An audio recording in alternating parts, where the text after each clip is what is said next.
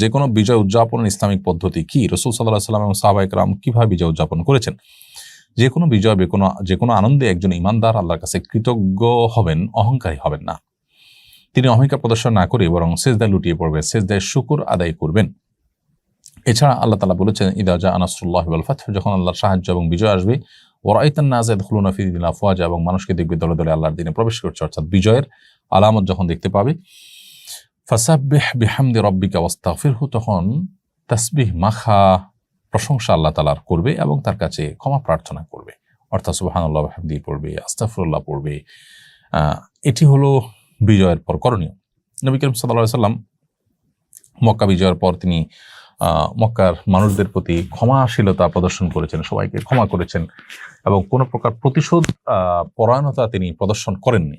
ঠিক একইভাবে আমরা আমাদের বিজয়ে, আমাদের আনন্দের সময়ে প্রতিশোধের স্পৃহা যেন আমাদের মধ্যে জ্বলে না ওঠে, আমরা ক্ষমাশীলতা প্রদর্শন করব এবং সেই সাথে সহনশীলতা এটি আমাদের মধ্যে থাকবে এবং আমরা চেষ্টা করব আল্লাহ রাব্বুল আলামিনের কৃতজ্ঞতা নিবেদন করবার।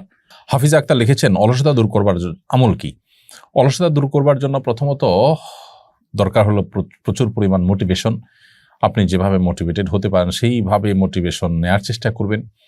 আর বিশেষভাবে একটি দোয়া নবী সাল্লাল্লাহু আলাইহি ওয়াসাল্লাম করতেন, সেই দোয়াটা আপনি পড়তে পারেন অলসতা থেকে পানাহাতি চাইতেন আল্লাহর কাছে। আল্লাহুম্মা ইন্নী আউযু বিকা মিনাল আজজি ওয়াল কাসাল ওয়া আউযু বিকা মিনাল আল্লাহুম্মা ইন্নী আউযু বিকা মিনাল বুখলি ওয়াল জুবন ওয়া আউযু বিকা মিনাল আজজি ওয়াল কাসাল ওয়া আউযু বিকা মিন গালাবাতিদ দাইনি ওয়া কাহরির রিজাল। কোন বর্ণনায় আল্লাহুম্মা ইন্নী আউযু বিকা মিনাল হাম্মি ওয়াল হাযান ওয়াল আজজি ওয়াল কাসাল, আল্লাহ আপনার কাছে টেনশন, ডিপ্রেশন থেকে আমি পানাহ চাই এবং অক্ষমতা এবং অলসতা থেকে, কাসাল মানে অলসতা, সেখান থেকে পানাহ চাই। অতএব এই তো আল্লাহর কাছে আপনি নিবেদন করতে পারেন।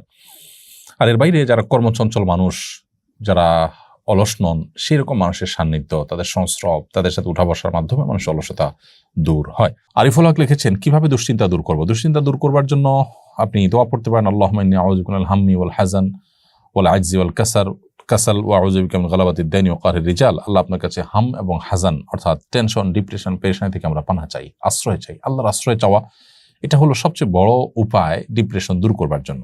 ইস্তেগফার এবং দুরুদ বেশি বেশি পাঠ করাও ডিপ্রেশন দূর করার অন্যতম উপায়। আর রাফিউল তানিম আপনি লিখেছেন, আমি পুলিশে চাকরি করি, অনেক সময় নামাজ পড়ার সুযোগ হয় না, অফিসারের চাপ থাকে, সবাই বলে ডিউটি করলে নামাজ হয়ে যাবে, এটা কতটুকু সত্য? ডিউটি করলে নামাজ হয়ে যাবে এটা একেবারেই ভুল কথা, মিথ্যা কথা। আপনি একজন মুসলিম হিসেবে আপনাকে সময়মতো নামাজ অবশ্যই পড়তে হবে। ইন্না সলাতা কানাত আল মুমিনিনা কিতাব মাওকুতান, নিশ্চয়ই ঈমানদারদের জন্য সালাতকে আল্লাহ তাআলা নির্দিষ্ট সময় পড়াটাকে ফরজ করে দিয়েছেন। বিধায় আপনি দুনিয়াবি ডিউটি করলে না নামাজ আদায় হয়ে যাবে, এটি একেবারে মূর্খতা সুলভ, অজ্ঞানতা সুলভ কথা। নামাজের দায় থেকে আপনি মুক্ত হবেন না, আপনাকে নামাজ আদায় করতে হবে ঠিকই। যদি নামাজ আদায় করতে না পারেন, নিয়মিত আপনার এই অসুবিধা হয়, তাহলে আপনি সেই চাকরি ছেড়ে দিতে হবে আপনাকে। হালাল রুজির জন্য, বেঁচে থাকার জন্য মানুষ অনেক উপায় অবলম্বন করতে পারে, কিন্তু নামাজের কোনো বিকল্প কিন্তু নেই, অতএব আপনাকে আদায় করতে হবে। আস-সুন্নাহ ফাউন্ডেশন, উম্মার স্বার্থে সুন্নাহর সাথে।